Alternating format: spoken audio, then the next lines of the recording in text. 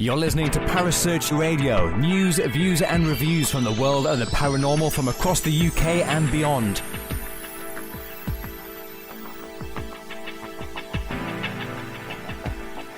Find us on Facebook, Twitter and the World Wide Web. Parasearch UK Radio.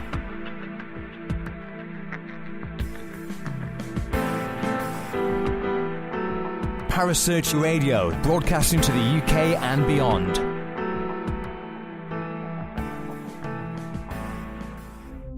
The views and opinions expressed by presenters and guests are their own and do not necessarily reflect the official policy or position of Parasearch Radio or its affiliates and sponsors. Listener discretion is advised.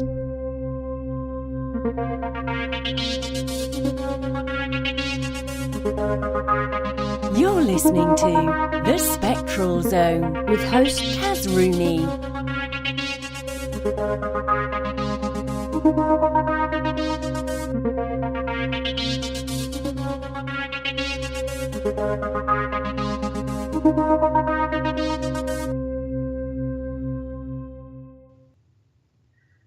Good evening and welcome to the Spectral Zone. I'm Kaz Rooney and tonight I'm being joined by Paul Rook. Hi Paul. Hello, how are you? I'm good, how are you? Not too bad. I'll tell you, your studio's a lot cleaner than mine. Really? Yeah. I think I've got the old one. Whoops, how did that happen? I had no idea. Right, Paul, tonight we are going to be looking at poltergeist cases. Awesome. And love a good poltergeist teenagers case. or children a factor in triggering poltergeist activity. Yep. So we know all the well-known cases, but what about the more obscure ones? Do you know any obscure ones? Only the ones that you sent me in the research. That is so cheating. That is so cheating. I know. Anyway. Right, one of the cases that really caught my interest, and this was a whole street, people, a whole street, was in Birmingham, and it was known as the Birmingham Poltergeist. It was in Thornton Roads in Ward End in Birmingham, where basically they came under paranormal scrutiny when from 1981 until 1984, windows were repeatedly smashed by polished stones that seemed to just fall out of the sky. Yeah, that's quite an interesting one actually, because It's bizarre. yeah, I know, because normally it's just the one house affected, but this is like the whole street. Wasn't it three houses in particular though? Yeah, it was number 32, 34 and 36 which got the most brunt of the damage, but basically, I mean, the roofs were damaged. Some of the residents even took to erecting barricades to protect their home. Yeah, it's just a weird story, that is. And it was investigated by the police as well, wasn't it? That. Yeah, they set up 24-hour surveillance on the road. They even camped in the gardens and in the trees. Did they report anything while they were actually there, though? No, they didn't see anything. It just happened, and they're all sitting going, where are they coming from? And they were they actually set up cameras and everything, and they spent over 1,000 hours investigating it. But there was nothing responsible. Did the police not capture any of the stones? I think they caught the stones, but they didn't catch where the stones were coming from.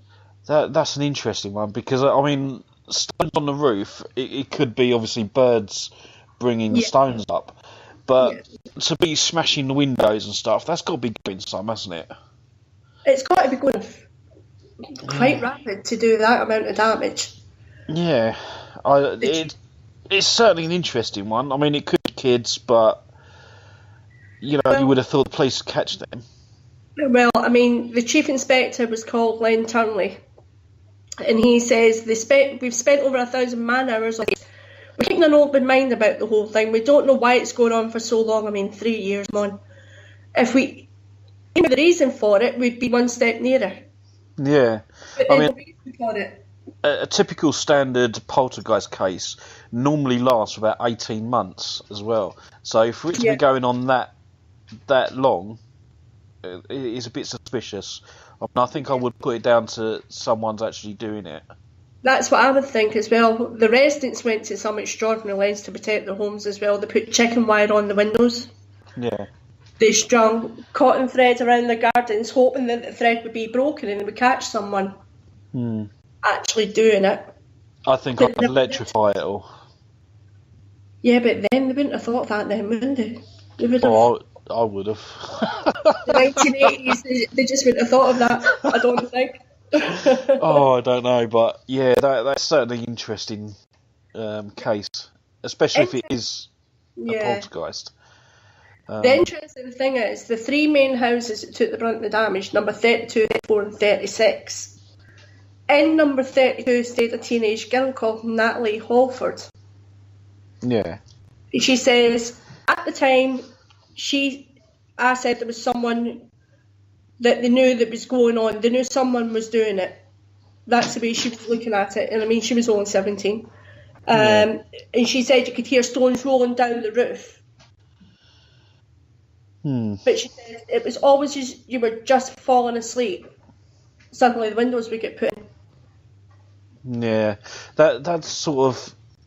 It does seem to me that someone would be doing that as opposed to a poltergeist, because it's just... It's so rare that it's actually happening to a whole street as opposed to just the one house. The thing is as well, though, I mean, 3 years. Yeah, and obviously the length of time. Been doing that for 3 years. Yeah, it just all add up to a poltergeist case. It doesn't add up to a lot of things, to be fair. No, that's why I think it could be someone doing that. Yeah, I think it's someone that's done it, but I'm mystified how on earth they've managed to get away with it for 3 years. Maybe they've just been lucky or unlucky, whatever the case may be. For the whole street? For 3 years? I don't know. Come on, somebody's got to have seen something. Probably, but would they like to come forward? They might not.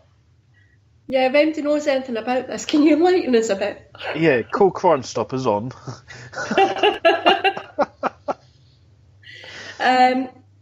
She also said it got to the point where you couldn't go to sleep because you were just waiting for something to happen. It was happening that regularly. And the police went absolutely everywhere. They put cameras in all of the rooms. And they still didn't catch anyone doing this. See, was it only just the stones throwing that was captured? There was nothing else reported?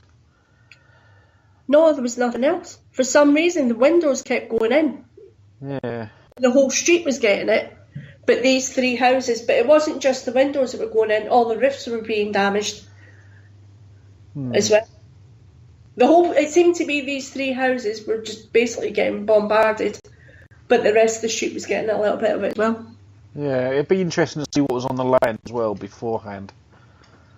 I couldn't find that out. I did try. Yeah, because I mean, if obviously it was three main houses that were damaged. Now, if it used to be one big house, for example, then that would explain why all three were being affected. Yeah. But yeah, it's just a strange one, that one. I don't think I would put it down to a poltergeist. I don't think I would, but it was well documented. It was also on TV, apparently. Okay. It's got to be. It's got to be. It was on TV, so. As seen on TV. As seen on TV. But. Yeah. No, I don't know. I think, me personally, I would be really sceptical with this one. And I would say that it is someone or a group of people doing this. Yeah. And when the police were there, they just didn't go out doing anything. You know, I doubt very much that it was anything paranormal. But, you know, that's just my opinion. You know, we can't really look into the case without actually visiting the place and having a nose around and stuff, you know. It was really weird because what the police actually came to the conclusion of, because they couldn't find any explanation, was they come up. They were believed a culprit was using a giant catapult to bombard the houses from about a 200-yard distance. Well, that's not too beyond the realms. You know, I think that's quite plausible. So do I, but where did they get a giant catapult? Or they build it? Do you know what? I've got a catapult. I've got a catapult that could quite easily do that. Really? Yeah, and I used to go fishing, and I bought a catapult known as the Black Widow, Right. and that could easily do that. Easy. So yeah, I mean you can get them in fishing shops mainly, but I wouldn't advise it. To be fair, criminal damage and all that, it's bad news. It's just a really bizarre thing It to is. happen on the street. Yeah, I mean, I would be inclined to go with what obviously the police said, Yeah. but I don't think that would warrant a paranormal investigation. Do you know what actually crossed my mind Go on. when I was reading it? I wonder if anyone was evicted from the street and wanted revenge. Oh, well, again, that's a possibility. You know, someone could have ticked off all the neighbours and they could have got them removed. You know, it's again not beyond the realms. Yeah. So, yeah, I think there you go. I think we debunked this one. Right, we debunked that one. Yeah. Do you want to tell everyone about the Ellie Manning case? Not really. Yeah, go ahead. I've got to find it now. What? Oh, you're lazy. I've got to find it. Do you want me to I'll do the next one because that's small writing. I can't do small writing. Right, okay then. Well, basically, Ellie Manning lived with her mum Lisa and her stepdad and her two brothers. Basically, they lived in Holbrooks in Coventry, and in 2011 they moved into a house in the September. Basically, what's happened is within a couple of weeks, Mum said that when she moved into the house, it kind of felt like someone was watching them. Yep. Within 2 weeks, that had completely changed and things were being thrown, which included her and Ellie, who was only 11 at the time, being pushed out the front door. Okay. When they actually tried to escape when things were getting thrown and they felt someone push them out the front door. So they started doing the normal things. I mean, they got crucifixes and they said prayers and things like that. They called the police. The police said there was nothing they could do. So what's ended up happening is they couldn't really do a whole lot, but what ended up going on was they had lights going on and off. Mum was standing out in the front garden and she looked up at Ellie's bedroom and she could see the lights just going on and off and on and off and on and off. So they called in an electrician, which she would do. Yep. He's went through all the electrics and the wiring and whatever. There was nothing wrong with them. But they had pet dogs as well. The pet dogs were getting attacked as well. One of the dogs got pushed down the full flight of stairs and broke two of its legs. That's a shame. That's really horrible when you think about it, isn't it? It is, isn't it? And I think it does resonate with a lot of poltergeist cases. Although the girl, the young girl, was 11, there still could have been a possibility that she's hit puberty at that age. Yeah. So although she's not quite a teen, she's close to that puberty age, and I think that with poltergeist cases, again, my personal belief is it's more telekinesis with the children. So, if she's just moved as well, things could be like all up in the air for her. Yeah. So she could be under some sort of stress, and bringing in priests and stuff like that, I think, just tends to aggravate it a lot. I suppose if you're at your wit's end and you don't know what to do, you're going to do. Yeah, I think that's more media-driven, isn't it? Going to the priests. Yeah. But I think, Yeah, I mean, everything that has happened with the lights obviously going on and off, Yeah, it's all telekinesis stuff. yeah. Doors slamming, um, Yeah, doors slamming, cups getting thrown. It was all the kind of typical yeah, things. exactly. I mean, yeah, you got like obviously the lights going on and off, and be it the feeling of being pushed down the stairs. Yeah, Again, that's something that could be um, connected to telekinesis. yeah. So again, for me, this is a typical poltergeist case. Well, what the family actually ended up doing, total desperation, they had asked the council to move them. Yeah, The council had no reason to move them, so they wouldn't move them. But in desperation, they had set up cameras all over the place trying to catch these things happening. And you know what happens with these kind of things? You've set up the cameras, and even though you can see things were happening, people are going to say they're lying, they're going to be yeah. making it up, they've got string attached to something, or... Well, that's it. I mean, you do get to see these sort of videos on YouTube and various Yeah. other video sites where you've either got nothing happening Yeah, or there's too much happening. You never Yeah. get the odd one or two incidents. It's always this particular guy. I think he filmed. He set it up as a CCTV in his office, yeah, and he moved all the chairs to one end of the room yeah, by putting cords or whatever. Then the door handle would keep going down. Then something, I think the lights were going on and off. It was just so much activity. yeah, To someone that's not into this, it could be quite scary.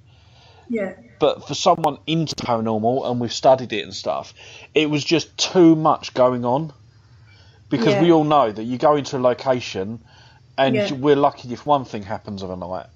You know, Yeah, that- you don't end up getting loads and loads of activity all happening all at the same time, or like all throughout the night. It just Yeah. too much is pretty much of a giveaway to a hoax, as far as I'm concerned. Well, what they actually done was they set up the cameras. I'm pretty sure the videos are still available on YouTube. Okay, If anybody wants to go and have a look. But look up Ellie Manning and you should find it. I'll have to look at those. They set this up to try and show people what was going on. Now, I've tried to find out if they did eventually move, but I can't seem to find anything. It seemed all the attention died down. Yeah, as I said, with most poltergeist cases, 18 Yeah. months tends to be Yeah, the end. You know, it might go on a little bit more, might be a little less, but yeah, it tends to be around the 18 months mark for some reason. Maybe it just wears off the telekinesis, or yeah. I don't know really, to be fair. Well, if it is telekinesis, I mean, eventually they would get control of that, wouldn't they? I think if they recognised it, Yeah, they could learn how to control it. yeah, But if they didn't, maybe in time it just sort of dissipates. maybe. It's just a theory, you know. We probably won't know for Something sure. you really need to look at in it. It's Yeah, definitely. It'd be interesting. Well, we don't know what happened to Lisa or Anthony or Ellie or her brothers. Well, So- maybe they're still there if it waned off. Maybe they are still there. I can't seem to find out. Yeah. And I've spent most of the week trying to find out. Yeah, But I just ring can't up. find out where they've gone. They disappear. That's it. You know, I just think that is pretty much a standard, a bog standard poltergeist case. Yeah. You know, you've got everything that's there that's connected to many others. You know, you've got your young girl in Yeah. puberty age. Yeah. You know, you've got all the stuff that really happens in many other cases as well. I mean, but that's the interesting thing. I mean, this is why I wanted to look at this, because there's so many cases, and there always seems to be a teenager involved in it somewhere. Well, that's it. I mean, it tends to be around teenage girls as well, or in the puberty stage anyway. This is why I thought the 30 East Drive poltergeist case was quite, because wasn't it a boy that it happened to? Philip. But it was based in the 60s, if I'm right. Mm-hmm. So, again, assuming that it was the 18-month period, you had your poltergeist activity, but people still claim that it's happening now. It just doesn't fit, if that makes sense. So I think, for me personally, I think whatever's at 30 East Drive is either connected to the land, or it's actually brought in with you. Well, you've went to 30 East Drive yourself, haven't you? So I have, yeah. And we did actually capture something at the top of the stairs. Yeah. I can't explain it. Yeah. I was with another 2 paranormal investigators, and both from different teams. So it was like basically a representative from 3 teams. Yeah. And I can't explain it. The guy that was with me, that's known as the unknown paraviewer. Yeah. He couldn't explain it, but the other guy with us, he claimed that it was a reflection off of his camera of the lights, but it still wouldn't make sense because the shadow would have had to go through the banister. Yeah. And as you know, at the top of the stairs, it's a block, isn't it? You can't go through it. It's a brick wall. No, you can't go through it. It's a brick wall. So unless light has suddenly been able to go around corners, I can't, I can't work that one out. I mean, I've still got the footage, and I'm quite happy to show it to anyone that wants to have a look at it. But it is interesting. I can't explain it, but I'm still not prepared to say that it's paranormal because there still may be an explanation out there that I can't grasp.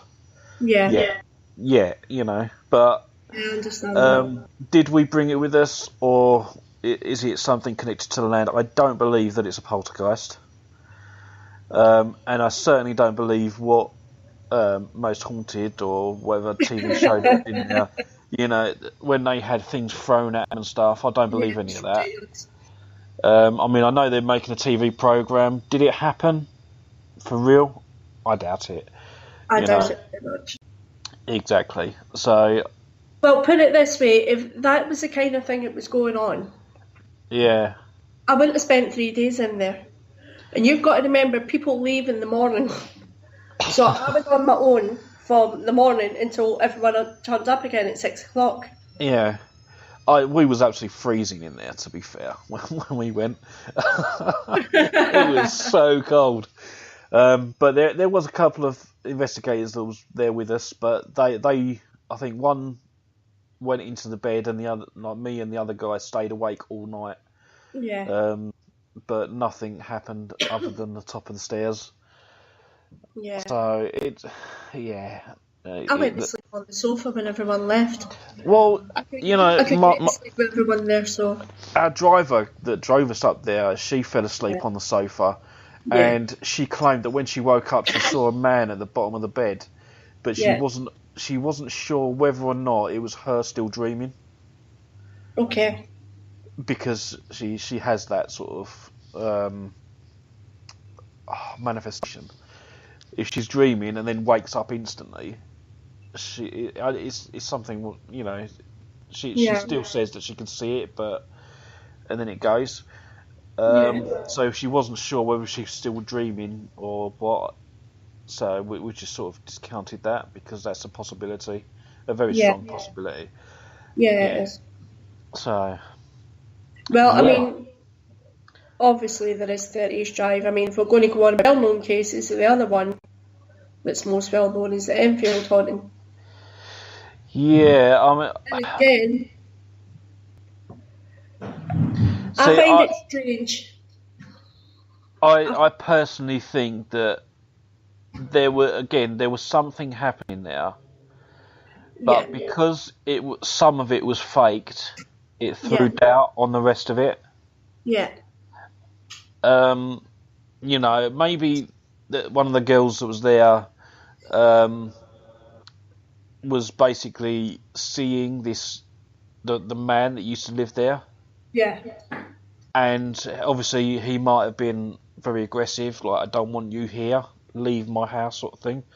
And that would probably be the extent of it, but I think she just made it worse, exacerbated it all. Yeah. Well, I mean, the thing is, there's a family living in that house now, perfectly happy.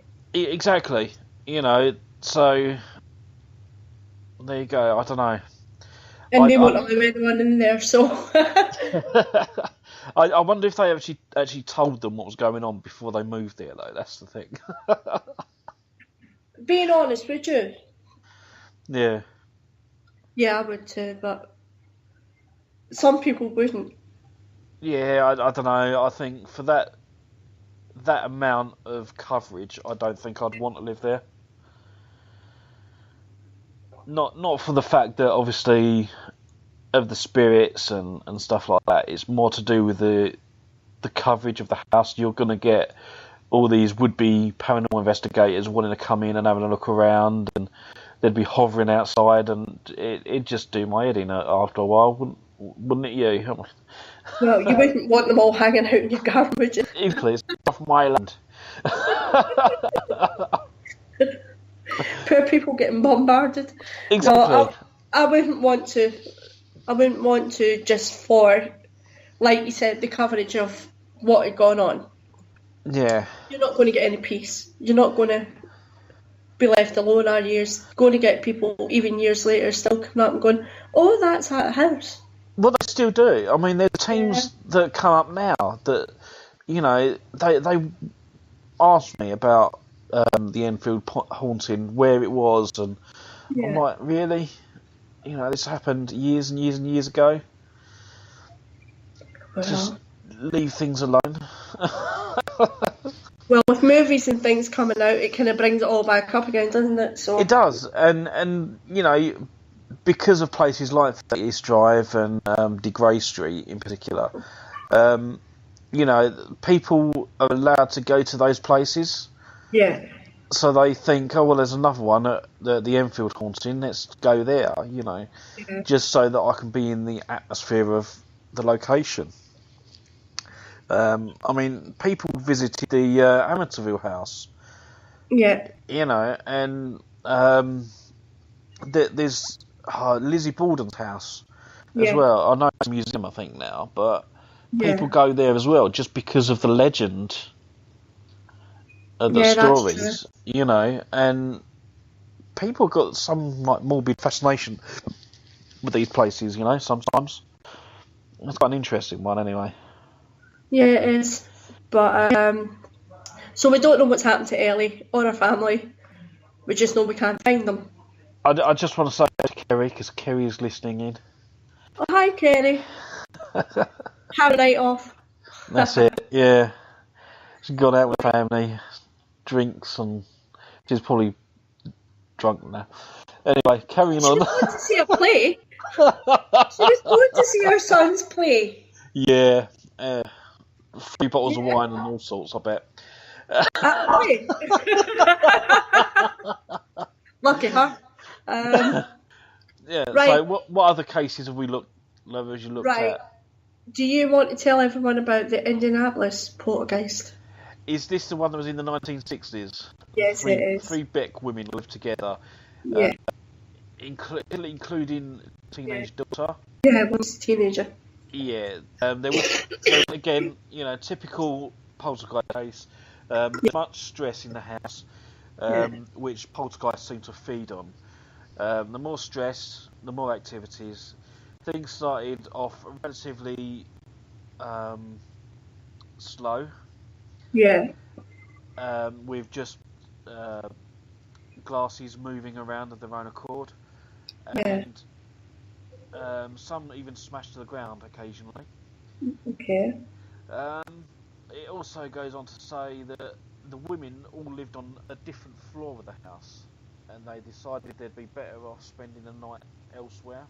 Yeah. When they returned, they were running errands in the upstairs of the home. They heard crashes and noises from downstairs, only to discover glassware and crockery smashed to the ground. Yeah. Police and paranormal experts were called, and although the paranormal expert was bruised during his visit to the home, no source could be found for the activity. People in the house were covered in scratches and bruises, and although the mum was eventually arrested for throwing some of the stuff around the house, it seems much of the activity is still no explanation. Again, I think it, as I said, it just sort of resonates some of the Enfield on this one. Yeah. Because, you know, the mother was arrested for doing some of it. Yeah. So it does throw doubt on whether or not Well, it's this as well. The women were covered in scratches. Now, I'm sorry, but 3 women in one house. Yeah, I mean, it's easy to get scratched in house. Yeah, and I mean, 3 women in one house are all going to fight over things. I'm sorry, but they will. Exactly. They will. There might have been a cat fight. You don't know. It's bad enough living with one, let alone 3 of them. I'm going to ignore that. Yeah, good idea. But yeah, I don't know. It does seem that, again, you've got the teenage daughter there, which is very typical. She's stressed in the house, which living with 3 women would do that to you. Again, you've got the whole telekinesis thing going on, really. But again, because the mother was arrested for it, did she do the rest of it as well?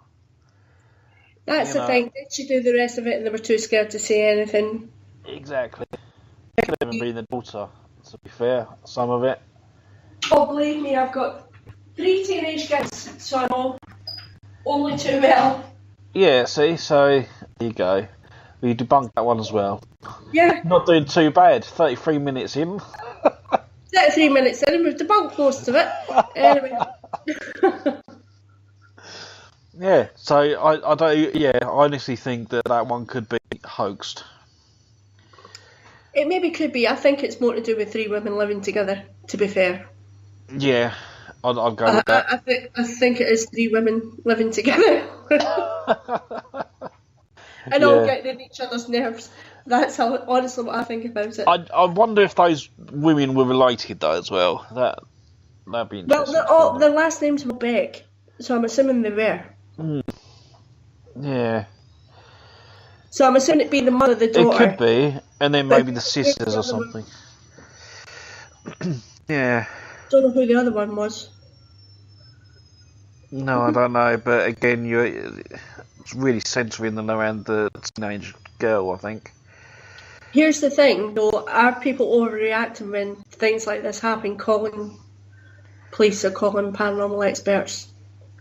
I think so. I mean, not only could it be poltergeist activity, but I mean, if she was arrested for throwing some of the stuff, there could also be some sort of mental illness happening there. That's fair to say. That could be an issue. Well, I mean, it seems to be. You have your theories about telekinesis. I have my theories about teenagers. Yeah. Should get rid of them. I can't do that. I've got 4 of them living here. Send them out to work. The house will go strangely very quickly. I would actually get the remote for the TV. Awesome. I haven't had the remote for the TV for like years. I wouldn't know how to work it properly. But anyway, I do think teenagers with puberty, with hormones, with whatever, generate a lot of energy. Absolutely. And again, I think that is mainly because, well, that's what the telekinesis is. And, you know, I've seen a lot of paranormal cases in the US, and they tend to be quite dark entities. Yeah. Really, so could it be a poltergeist? Based on the information there, which isn't a great deal, I would say not. But if you looked into other avenues, then you possibly. Well, we've got one other case I want to look at, and I vaguely remember hearing something about this and kind of going, oh yeah, whatever, and not paying that much attention. Okay. But since I'm from Scotland, and because I know what the Scottish police are like, I actually find this quite interesting because it was in Rutherglen in Lanarkshire. Okay. Now, police officers were called, and they ended up calling in the Catholic Church for help. Scottish police officers don't do that. I think there might be the occupants that could have done that. No, it was the police that did it. Really? Okay. Yeah, it was. What actually happened was the lady and she had a teenage son. There you go. Was only two of them living in the house. But I believe it was on a Monday evening or Tuesday evening. They called 2 nights in a row completely distressed. And police officers came to the house and were completely baffled. And they had to go back and report to the superiors who thought they were being a bit silly. But they walked in and they saw clothes getting thrown. They've walked in, they saw lights going on and off. They saw lampshades getting turned upside down. They saw the oven door opening and closing on its own. And the whole time this poor lady and her son are completely distressed. And they had to go back and report to the superiors what they'd seen. Who thought being a bit silly. So they sent more officers. As you do. I do. Who all seen the same things. And they ended up going to the Catholic Church. So again, because obviously you got the police officer's testimony on that one. Yeah. It's more credible. But would there be a way of hoaxing the activity that the police saw? I think it'd be quite difficult if the mother and her son were that distressed. And I know Scottish police officers, they're like not admitting to nothing. So they would literally not want to go back to the superiors and tell them this. Okay. They would do everything to avoid it, to be fair. But this is absolute bumper. This absolutely kills me. What Police Scotland have eventually turned around and said was, since there was no criminal damage or no one who seemed to be doing the criminal damage, they couldn't charge anyone. Well, that's pretty much a standard line everywhere, isn't it, I think? And I thought, really? No crime's been committed yet, we can't do nothing. So somebody's went to the police and said to them to get a comment on this. Yeah. A newspaper went to them. So the police source has said, these incidents that were witnessed by our own officers, incidents are not easily explained, but officers with more than 20 years service were saying they've never seen anything like this. It really is something that down to earth police officers are having trouble getting their heads around it. That is quite an interesting case, I must admit. Again, because I said, like, you've got the testimony from the police officers, yeah. And with the ones there that have got more than 20 years service, saying they've never seen anything like it. Well, yeah, but could it still be hoaxed? I mean, I do actually remember seeing this in the newspaper or on social media. Yeah. And they said that the dog was floating across the hedge. Oh, do you know what? The dog ended up in a 7-foot hedge. Yeah. It was a little chihuahua. Yeah, that sort of made me laugh, but... It is funny, if you know what I mean. Yeah, but then, equally, in the Enfield haunting, police officers gave some testimony that they witnessed a chair moving across the front room or the kitchen or wherever it was. But people still out there do say that the Enfield haunting was hoaxed. So could this be? I mean, could this even be just a story? Because the Enfield haunting, I think it was The Conjuring 2, came out just before this story did. Right. So could it be someone after Minutes of Fame? Do you know what? I don't think so. Because I think if they were after the fame, if you were after the fame for something, you're going to stay there, aren't you? And you're going to milk it. You're going to milk it for everything going. They did 2 nights in that house and left. And then kicked off. They've done 2 nights and went, sod that, we're leaving, and just left. Okay, so maybe they could open it up to paranormal investigators. I think it was actually a council house. Yeah, that'd be about right. They went to stay with relatives. Okay. But no, they left. They left quite quickly. Yeah. You wouldn't do that if you're after the fame, though, would you? Depends on how convincing you'd want to be. See, you're more suspicious-minded than me. I am, yeah. Especially, I mean, it's a difficult one because I can't. I've only read the information about this, the same as you, sort of thing. But I've not actually visited the place. I've never heard anyone talk about it before. I've just got the information given there, so it's just basically a story. Yeah. Where at least with 30 East Drive, for example, you've got the testimony from the neighbours that were involved at the time. Yeah. But obviously the people it happened to, you got all their testimony, but you haven't got that with this location. What I'm going to do is, I'm going to try and see if I can find them. I think I want to find out a bit more about it, but I mean, what the most interesting thing about the whole thing to me is the police. Yeah. And the police turning up and the police saying, I know what they're like up there. They are not going to want to go back to the superiors. Yeah.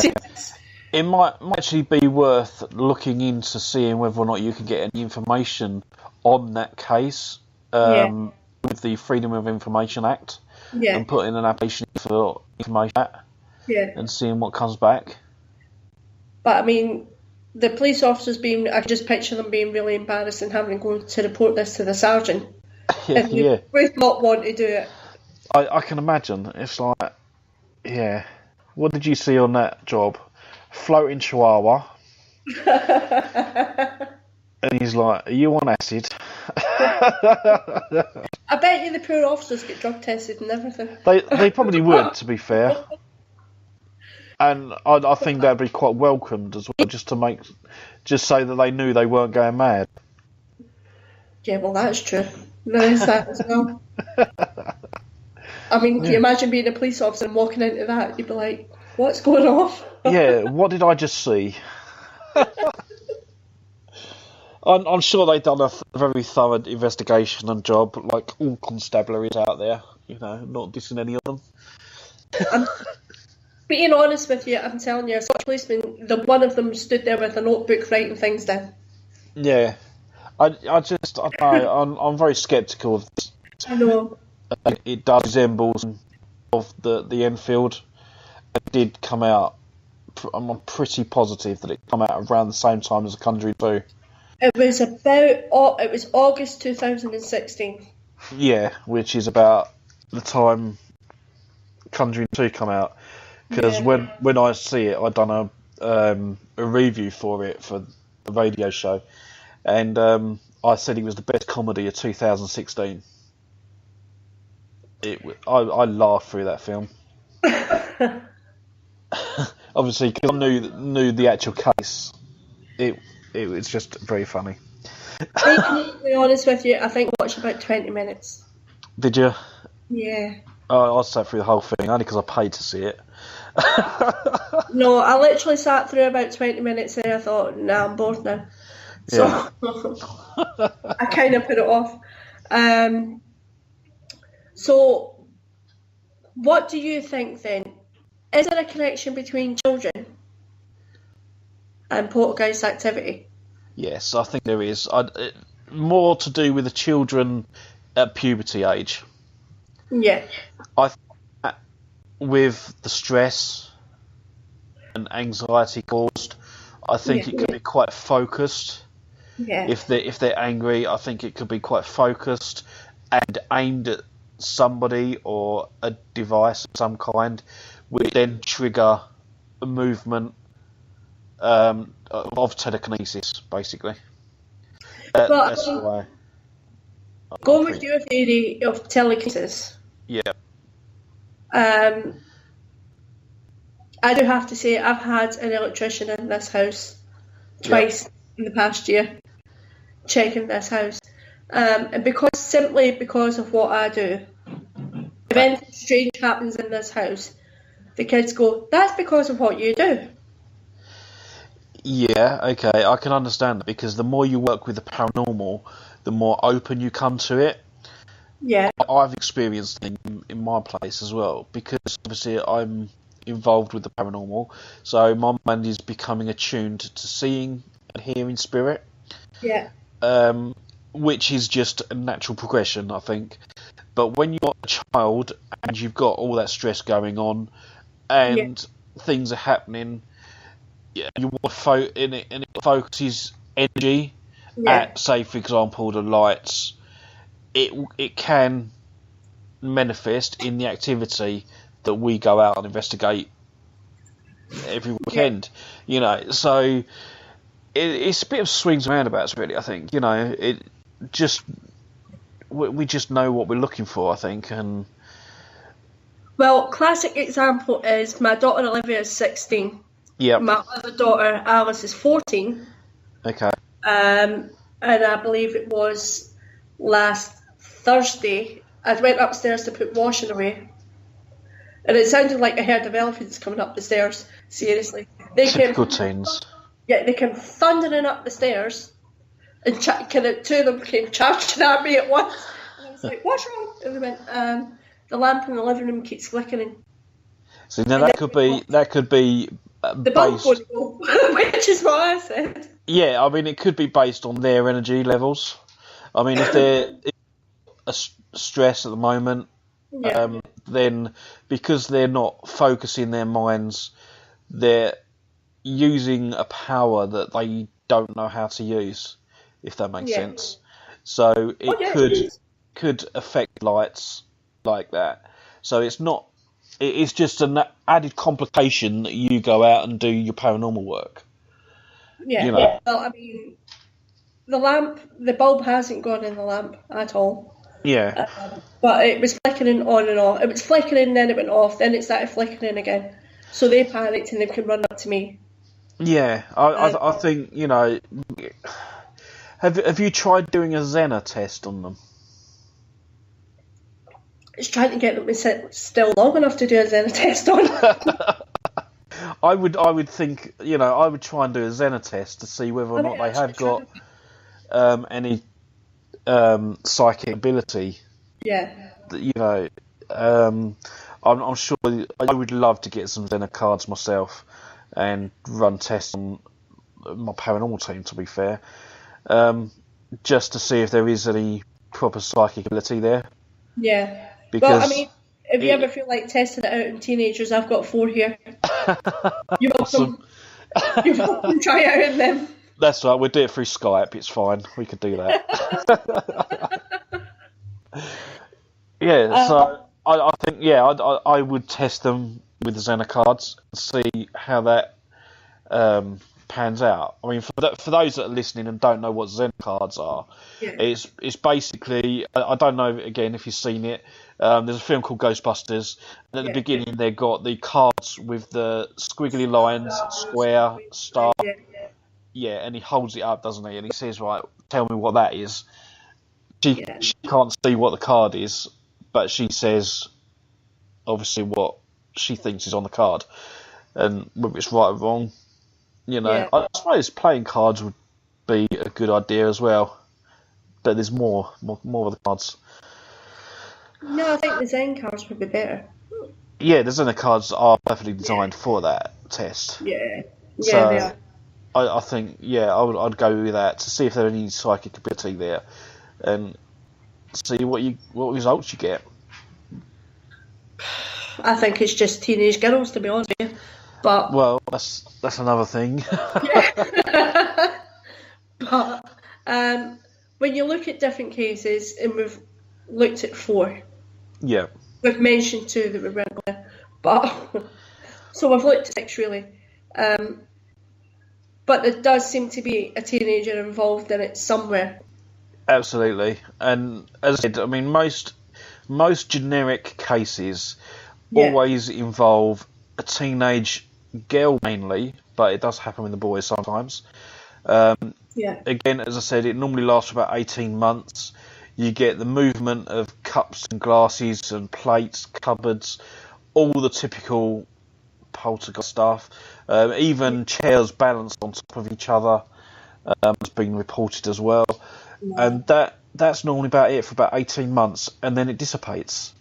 So it could almost be like when a child is building up their energy in a stressful situation, it blows from their mind, and then over time it dissipates because they've used that energy, and their body has sort of grown up more, so they're fine after that, you know. Again, you know, I have to agree with you.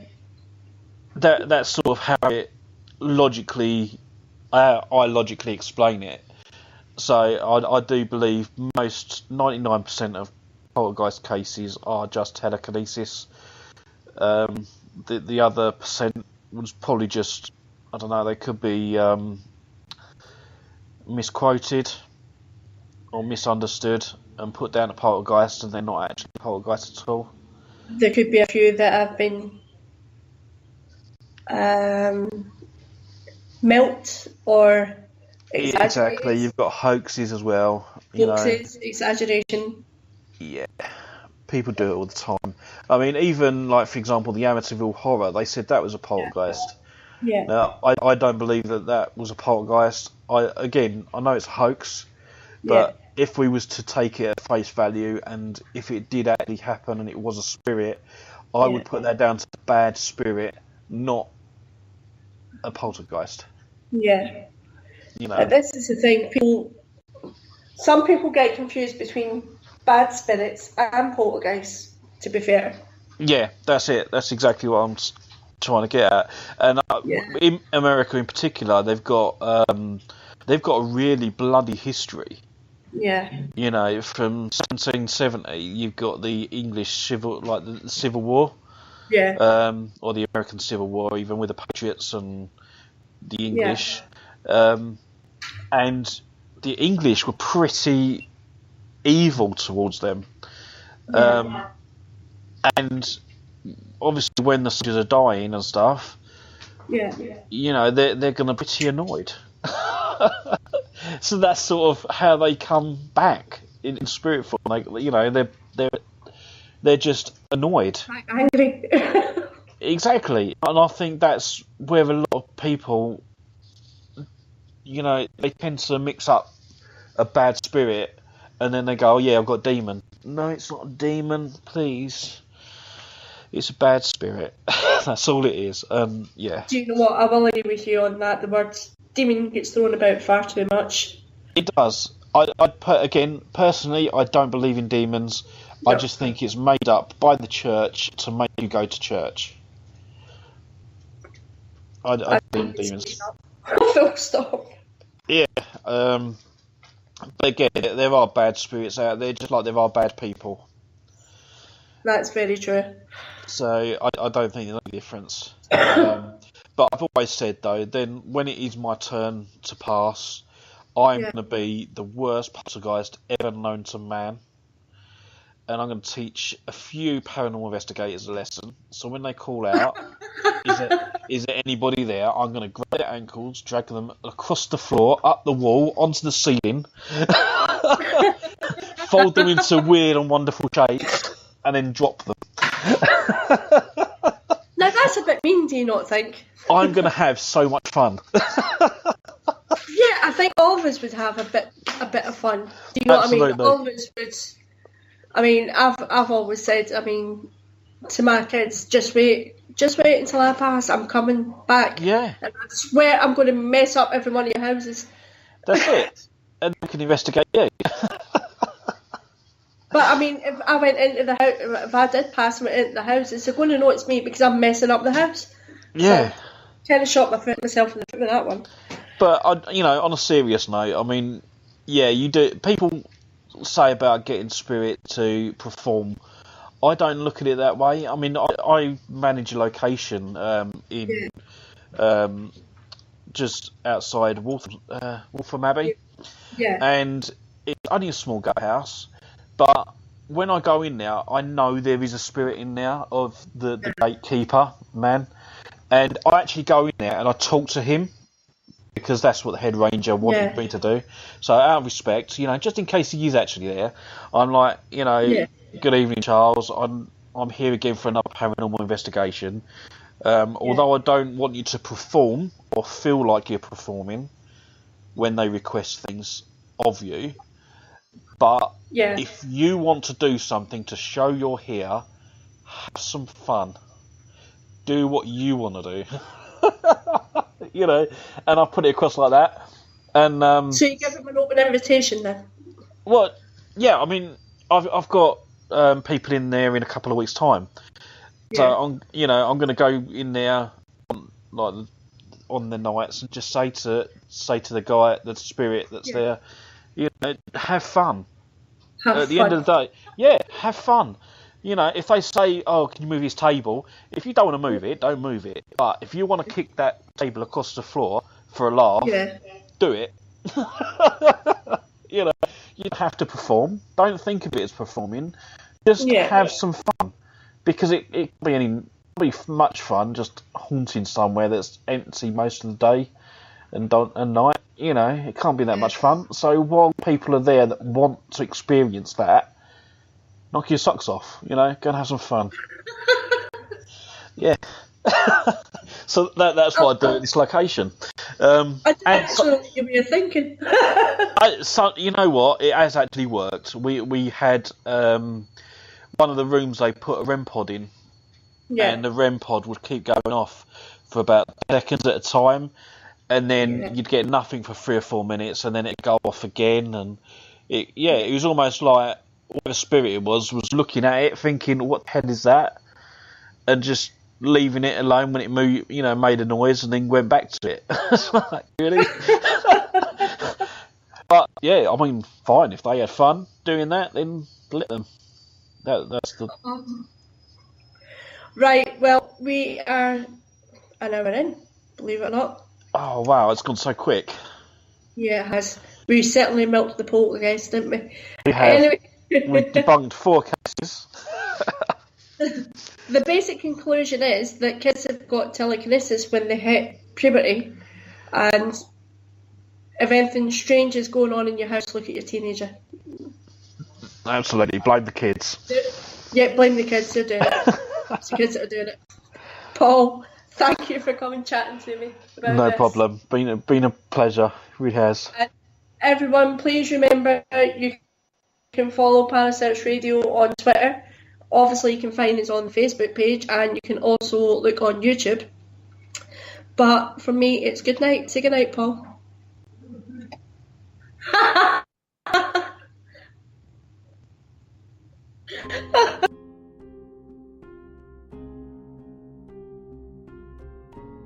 Thank you for listening. Don't forget to join us for more shows throughout the week. Find us on Facebook, Twitter, and the World Wide Web to keep up to date with all the shows right here on Parasearch Radio.